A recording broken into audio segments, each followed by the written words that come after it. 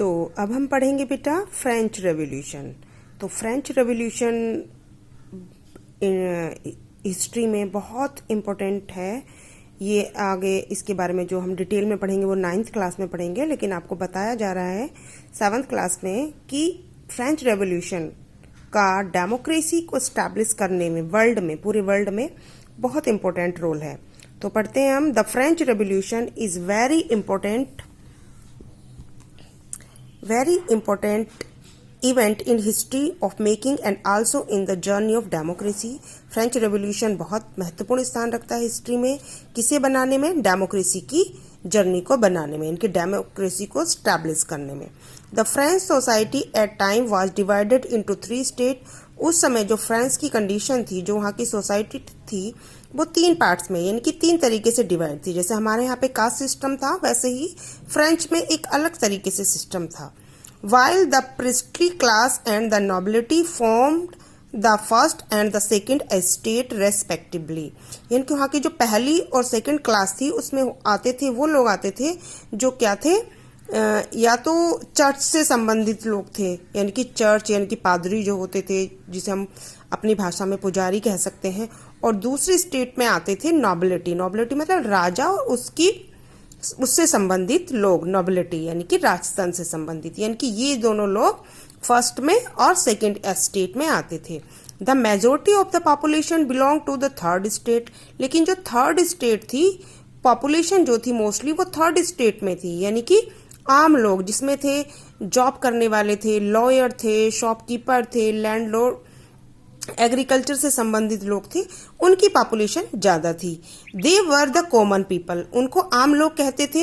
Who were not entitled to any privileges. लेकिन वो लोग जो कॉमन लोग थे, जो काम करते थे, उनको कोई प्रिविलेजेस माने कोई सुविधाएं प्राप्त नहीं थी सरकार की तरफ से, यहाँ की राजा की तरफ से। बट हैड टू पे हैवी टैक्स, बल्कि इसके बदले वो उन्हें हैवी टैक्स पे करना पड़ता था।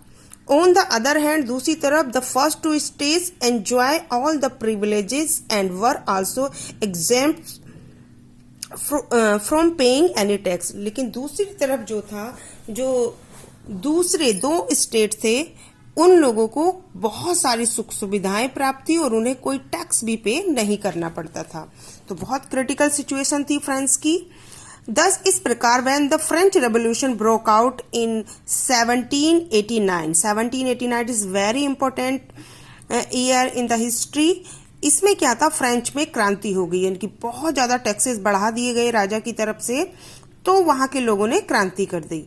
It was declared against the clergy मतलब चर्च से संबंधित लोग जो थे, एंड द नॉबिलिटी यानी कि राजा से संबंधित लोग थे, उन दोनों के खिलाफ क्रांति शुरू कर दी। It was carried with its slogan, क्या था? Liberty, equality and fraternity. यानी कि उस क्रांति में एक स्लोगन, एक नारा दिया गया कि सभी लोगों को स्वतंत्रता है, सभी लोगों को समानता है और सभी लोग भाईचारे के साथ रहेंगे। फ्रेटर्निटी मतलब भाईचारे की, इक्वालिटी समानता, लिबर्टी माने स्वतंत्रता है। On 17 जून 1789 में the third state declare itself the national assembly. यानी कि 17 जून 1789 को जो थर्ड स्टेट के लोग थे, उन्होंने एक असेंबली बना ली। एंड द अगस्त 1789 और अगस्त 1789 में the declaration of the right of man and citizens were adopted. और अगस्त में उन्होंने अपना खुद का एक संविधान बनाया, जिसे राइट ऑफ मैन कहा गया, सिटीजन कहा गया, वो अडॉप्ट कर लिया और उसमें जो कानून बनाया उसके हिसाब से अपने देश को चलाना शुरू कर दिया। यानी कि राजा की जितनी भी पावर्स थी उसको खत्म कर दिया गया। It declared that all man are born free. ये कहा गया उसमें कि जो मनुष्य है वो पैदा होते हैं फ्री मतलब स्वतंत्र हैं, वो किसी के गुलाम नहीं है। एंड हैव इक्वल राइट्स, और सभी को समान अधिकार हैं।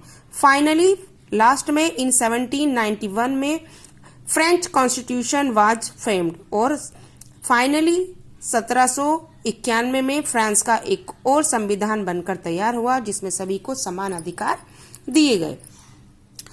The French revolution is significant because it mark end of absolute monarch and lead to establishment of self government. जो फ्रेंच रेवोल्यूशन है वो इतिहास में इसलिए भी महत्वपूर्ण है क्योंकि उसने जो एब्सोल्यूट, जो असीम मोनार्क था, यानी कि जो राजतंत्र था, उसकी शक्ति को खत्म कर दिया और सेल्फ गवर्नमेंट यानी कि एक चुनी हुई सरकार पर ध्यान केंद्रित किया गया, एक चुनी हुई सरकार आई। इसका असर ना केवल फ्रांस में हुआ बेटा, बल्कि 19th सेंचुरी के आसपास जो फ्रांस से रिलेटेड जो कंट्रीज थे, जो दूसरे देश थे, उन्होंने भी फ्रांस की तर्ज पर वहां पर सेल्फ गवर्नमेंट बनानी शुरू की।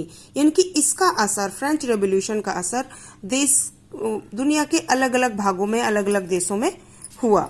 इसके बाद में हम पढ़ेंगे द मार्च टू डेमोक्रेसी। मार्च मतलब मैंने बताया था आपको कि डेमोक्रेसी कैसे जहां से शुरू हुई, उसके बाद जो अभी हम हैं 21 सेंचुरी में, वो कहाँ तक पहुंची, उसमें क्या क्या चेंजेस हुए। द 20th सेंचुरी आल्सो सा डेवलपमेंट विच स्ट्रेंथन डेमोक्रेसी।